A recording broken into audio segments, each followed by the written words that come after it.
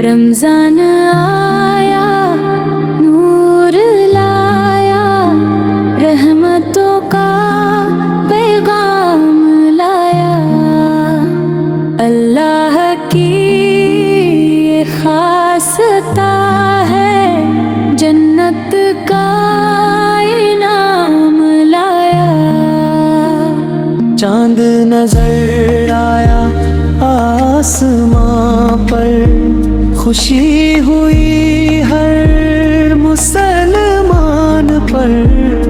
अम्मी बोली शुक्र अदा करो, अल्लाह की हर शान पर।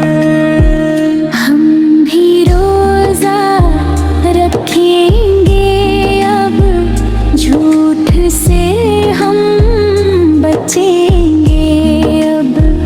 अच्छे बच्चे बनकर रहेंगे, सबसे प्यार करेंगे अब।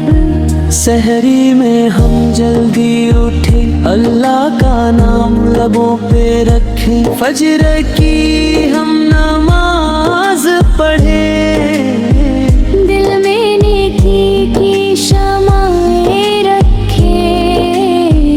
इफ्तार का वक्त जब आएगा, सब्र का फल मिल जाएगा।